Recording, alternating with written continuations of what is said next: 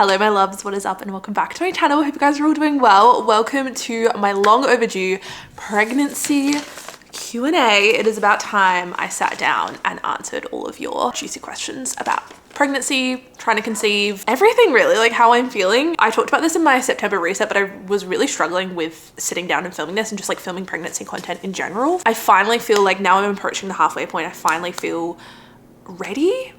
I don't know, like things are just becoming a little bit more real. Unfortunately, I think this is just a part of pregnancy after loss, and I have to keep reminding myself like I'm not jinxing anything by sharing my experience. If anything, it's like a good thing. And I would hate to look back on this pregnancy and regret not sharing and not documenting just because I was scared of what might happen. I don't want to live the next 4 months holding my breath. So we're being brave. We're finally filming this video. I'm so excited to just like chat all things pregnancy, babies, everything. I asked you guys on my Instagram for questions. If you're not following me over there, make sure you do so if you want to see more real-time updates. I post a lot on my stories with day-to-day updates, and follow me on TikTok as well if you want to see more short form content from me. Anyway, with that being said, I am going to bring up the questions. I got a lot of questions. So I'm going to try and rapid fire through as many of these as I can. A lot of questions asking when I'm due and how far along I am. I'm due early Feb. I won't say the exact date just for like privacy's sake, but I am almost 19 weeks pregnant, which is crazy. Like the first 12 weeks were unbearably slow. And then once we announced, I feel like time has just absolutely flown by. I can't believe I'm almost halfway through this pregnancy and I have done nothing. I feel so unprepared. A lot of these questions came through before we announced the gender. I had a lot of questions asking, are you planning on finding out the gender and sharing? Congratulations. Thank you so much. Yes, if you haven't seen already, I shared on my socials, I posted a vlog last week, but we are having a baby boy. We're so excited. It took a while to find out. If you haven't been keeping up, we did the NIPT test 3 times, which was like a whole situation within itself. Such an emotional roller coaster. I think the first time I was too early. There wasn't enough of the baby's DNA in my blood to get an accurate result. No one said anything at the time, but when I went back the second time, they were like, oh yeah, usually we don't recommend people doing it before like 12, 13 weeks, so there's enough of the baby's DNA. And I was like, okay, cool. Someone could have told me that when I did it at 10 weeks, whatever. The second time, I just think it was a lab error. They don't give you a definitive answer why the test doesn't work. They just give a list of reasons. It's really annoying and like alarming to get an inconclusive result. Second time, I waited almost 3 weeks to get my results and I had to follow up multiple times. By the time I got my results, I'd already received my refund and they hadn't even, like, you can see the dating, like the date that they tested, and it was after I got my refund. After that, I kind of lost trust in the original company. And then within that week, I retested with a different lab and got my results. And everything is low risk, which is such a relief. But yeah, it was really scary. I got a call from the doctors at my hospital saying like, not to stress you out, but it can sometimes mean that there is a chance something's wrong. So it's just a relief to know that things are okay. The funny thing is the third time the doctor didn't tick the sex box, so we didn't find out the gender from the dip test. We then went for a 16-week scan just as like a little precaution. It was already scheduled before I got my low risk results. The baby was so uncooperative. He just like was feeling shy, clearly. And so the sonographer couldn't determine the gender at that point. We ended up booking a private ultrasound at like a little boutique place and found out a few days later. And yeah, we're having a baby boy. We're so excited. It finally is sinking in. Like every day I'm like, oh my gosh, baby boy. I said this in my last video, but I honestly take my hat off to anyone that has the patience and self-control to not find out. Couldn't be me. I do not have a single chill bone in my body. I feel like there's so much uncertainty and so many surprises in pregnancy as is. Like I just don't need another one, you know? The idea of it sounds really nice and like kind of magical, and like never say never, but for this pregnancy and probably my next one, if we're so lucky, I have to know. I simply have to. Next question is, are you going public or private? We're going public. How are you feeling about your work and baby? I think it's honestly one of those things that I'm just gonna have to take day by day. Like I just don't know how I'm gonna be postpartum, how my baby's gonna be. I definitely plan on taking a bit of a step back from work and from social media. In saying that, it's like my hobby. It's always been my hobby first and foremost. So I don't see myself completely taking a step back, but in terms of brand work and sticking to an upload schedule, that is just not even on my radar. What have been your food or drink cravings? Honestly, nothing. Like the food aversions have been real, other than orange juice, which I literally have right in front of me. This has quite literally been my lifeline. I've had way more food aversions than actual cravings. Like I don't really crave anything. It's such a mental battle because those first 15 weeks, I did not feel like eating in the slightest. Like the thought of food disgusted me. But if I didn't eat and I got hungry, that's when I felt even more nauseous. It's really quite challenging. Thankfully, we're on the other side of that. I'm feeling so much better in the second trimester. It took me, yeah, like 15, 16 weeks to finally feel more like myself. But yeah, big one has been orange juice, which is funny because this was actually my mum's pregnancy craving with me. Someone asked, will you do financial cost breakdown of hospital, ultrasound items, etc.? Yes, I will. I plan on spreadsheeting it up, keeping track of every single thing, all of those random unexpected costs don't worry, I've got you. Are you enjoying pregnancy?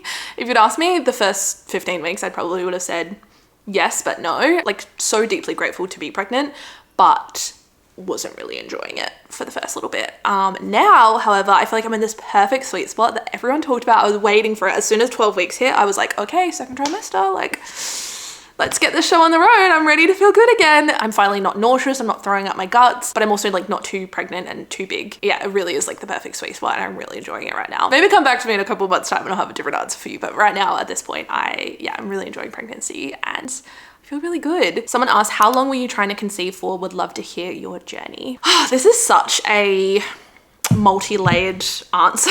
So bear with me. For anyone that's new here, just to give you a bit of background information, we started trying to conceive in April of last year. Just after our 2-year wedding anniversary, just felt like the right time. I think that was another question, like how I knew, or how we knew, should I say, because it takes two to tango, how we knew that we were ready to start a family. And I'll get into that question later. But yeah, we decided to start trying in April of last year. I hadn't been on birth control for like 4 years at that point, obviously taking other precautions, but I had been off the pill for a long time. We were really lucky that we conceived the first month we started trying. We found out in New York City when we were on our trip to the US. It was honestly one of the best moments of my life. Such a surreal feeling seeing that positive pregnancy test. We sat with the news for a week while we were finishing off the rest of our trip, came home, told our family, I told my best friend, and then shortly after that, I was like 6.5 weeks, we ended up having a miscarriage. That was easily one of the hardest things I've ever been through. To go from the highest of highs to the lowest of lows in the matter of 2-3 weeks was really difficult. It took me a lot longer to process that loss than I think I realized. It was such a battle because I was on such two minds. Like, I think we were both really ready to like start trying again, get pregnant again, like start that journey. Like finding out we were pregnant really reaffirmed that this is what we wanted. And so I thought immediately after, I'm going to start trying again. And it just like didn't really happen that way. That's not to say I didn't get disappointed every single month I got my period, because like there's always a chance. Yeah, it wasn't until the beginning of this year that we both finally felt ready to start trying. I felt physically, mentally, emotionally ready. We were at that point where we'd hit a lot of those milestones and dates. Beginning of January would have been our baby's due date. And I think once that clocked over and we'd had our first Christmas and just all of those things, I felt like I could just let go. So short answer long, it took 5 cycles from January to May is when we conceived. And we just so happened to be in the US again, which is so crazy. I don't know, there must be something in the water over there. In saying that, like technically we never fully stopped trying. There was always a chance from when I got my period back that we could have conceived. So like technically you could say 11 months, you could say 5 months. I think it depends how you look at it. Next question is, how did you navigate anxiety about something going wrong in early pregnancy? Congrats. Thank you. I didn't really. I don't think those feelings ever really go away, unfortunately. And I think whether you've experienced loss or not, like there's always that underlying anxiety. Obviously it's more heightened because we have experienced a miscarriage. Pregnancy affirmations really help me. I'll pop some on the screen, but I refer back to this list each and every day. Every morning I would wake up and read that out loud to myself. I also kind of just like got over feeling and like being in that state of anxiety all the time. Like I was honestly just at the point where I was like, this isn't good for me, it isn't good for my baby. And obviously this is so much easier said than done, but kind of got to the point where I was just exhausted by it. Ultimately, I realized I just have no control about the outcome of this pregnancy, one way or another. I have literally no control. And so I may as well just put my hands up and enjoy the ride. And that's what I've been doing for the last little bit. That's not to say I don't get anxious, especially leading up to scans and appointments. I feel like that comes with a lot of anxiety. And one thing people don't tell you is how long there is between appointments. I'm really lucky I had a 16-week scan and we also had that gender scan, but otherwise like there's months between seeing your baby and not. Now that I'm not experiencing symptoms and I'm feeling so good, but I also can't feel the baby yet, I'm like, are you in there? Is everything okay? God, it really it's an emotional roller coaster. It really is. Someone asked, how are you prepping financially for the baby? This goes back to me jinxing things. I made no financial preparations for this baby. It was a conscious thing. I was like, no, I don't want to put this pressure on myself while we are trying to conceive, especially because I share my budget and like our finances so openly. I was pretty open about our miscarriage and 99.9% of people were so lovely. Unfortunately, that 0.1% did weaponize our loss, and yeah, it just kind of forced me to take a step back and just like keep that a little bit more private. Yeah, I unfortunately thought I was going to jinx things if we started preparing financially for a baby that was not yet conceived. Stupid, I know. And I also, just didn't want to make it obvious that we were trying to conceive, or like the timeline of that when it came to our finances. We're also in the really fortunate position where we have that disposable income that when the time came and we were pregnant, that we would be able to put a decent amount of money aside to prepare financially. Going back to the question, I'm putting money aside for maternity leave so I can take a little bit of that financial pressure off and like say no to paid partnerships and doing too much brand work in the first few months. And then we've also set up a baby fund for baby related purchases, which we have yet to make any of. That was another question. Have you started buying things? No. I think we've got maybe like 1 or 2 things. We bought a book and a little stuffed like cuddly toy. Oh my god, this is the sweetest question. Someone asked, do you feel ready? Is there anything we as your following community can do to help? This is such a sweet and thoughtful comment. I do feel ready, or as ready as I'll ever be. In terms of what you guys can do, like honestly nothing. Just the overwhelming support and love that Nick and I have both felt has just been above and beyond, like more than I could have ever imagined. I truly feel like you guys are along on this ride with me. Some of you quite literally are. I know there's so many of you that are also pregnant and due around the same time, and it just makes my heart so happy. I know there's also a lot of you that are going through loss and infertility, and I'm just sending you so much love. If you ever need to talk to anyone, like my DMs are literally always open. I know how isolating it can feel, and it really feels like you're the only one in the world that's going through it, and I promise you you're not. Yeah, if that is you, I'm sending you so much love. But yeah, there's really nothing you guys can do other than like continuing to watch me, support me. Any of my sponsored content, even if you give it a like, a comment, a save, a share, that goes so much further than you realize. But thank you, that's so sweet. What are you most excited about with becoming a mama? Oh my gosh, I don't even like everything. I don't even know if I can pinpoint it to just one thing. I'm honestly just excited for that season, like that next chapter. I just know there's this whole other side to myself and this side to my life that I am going to unlock, and I can't wait. I can't wait to watch Nick become a dad. Like already seeing him in the last few months step into that daddy role. I won't talk about it because I will cry, but he has been the most supportive partner I could have ever asked for. That first trimester, I was a shell of a human being. I did not make a meal, clean the house, do the laundry. I barely left my bed or the couch for like 2-3 months straight, and he truly held down the fort and looked after the dogs, looked after me, and looked after the baby, as well as looking after himself and working insane hours. Yeah, I could not be more thankful for him. Yeah, if him in pregnancy is any indication of the dad he's gonna be the best, and I can't wait to watch him become a dad. Next one, do you have any baby names? We do. I think we have the name, which is kind of crazy. I'm still trying to keep an open mind just in case I come across a name that I prefer, but this is a name that Nick and I have talked about since we started dating. We've been together since we were 21. I feel like we had that conversation about kids and like our future children pretty early on, like within the first couple of years of being together. And yeah, the idea of names came up, and that was one. Like every girl, I've had that list of baby names for years, and yeah, that's always been my top boy name is this name. Nick also happens to really like it, which definitely helps because I feel like we do not have the same opinions on names a lot of the time. It also helps that it's a boy because I feel like with girls, we had probably like 3 or 4 girl names that we really liked, but they were like an even top 4, whereas we have one standout boy's name. So meant to be. Someone asked, how have the dogs been? I don't know if you can see this. Mabel literally has her paw on me. She is quite literally attached to me. Mabel especially. She's always been very attached to me. Like she's my dog. Whereas Elsie is a little bit more of a daddy's girl. Okay, I know. Mabel's just like a very emotional dog as is. When we were going through our miscarriage, I remember Nick and I both sitting on the couch crying, and Mabel jumping between us, like so stressed because she didn't know how to console us both at the same time. Like she is such a sweet dog. But yeah, she's been very attached to me. I've been doing a bit of traveling recently, and I think that's been really good for her to have a proper break, because you don't need to protect me all the time. Yeah, I think she just thinks it's her sole purpose to look after me and the baby. And she knew before we even knew. Before I even took that test, she was acting so strange with me, like so attached. Kept laying on my belly, like dogs are crazy. How did you track ovulation when trying to conceive? Did you find your Aura ring helpful? Little did I know when I got my Aura ring, which I primarily got to track my cycle, I was already pregnant.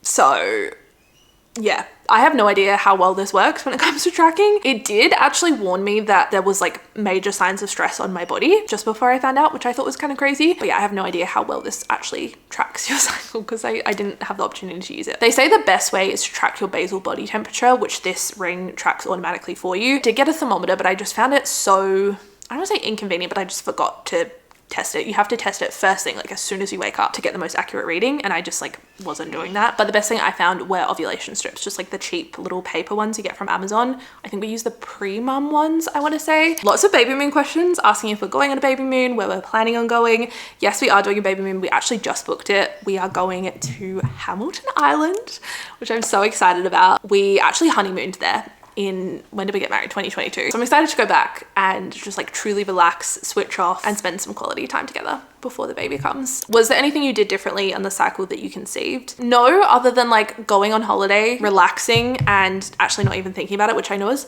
literally the worst and most annoying advice you can receive. People always say like, it'll happen when you least expect it, just relax, which when you're trying to conceive and you're in the depths of it, not what you want to hear. But it appears that did work for us. The cycle that we conceived is when we went to Canada and the US. This was the first month I wasn't tracking my ovulation. I wasn't really thinking about it. I knew when I was ovulating because at that point I'd like tracked so long that I kind of could like feel it in my body. But other than that, we did nothing differently. Oh, the only thing was Nick started taking a male prenatal, Menavit specifically. He'd been taking that daily for 2 months when we conceived. So I don't know if that had anything to do with it, if that increased our chances. There's so many different wives' tales, so many different, I don't want to say misinformation, like things that people claim worked for them, and things like taking Mucinex, taking this supplement, doing this. I don't know. It can get really exhausting, especially when you're so desperate to get pregnant and to have a baby.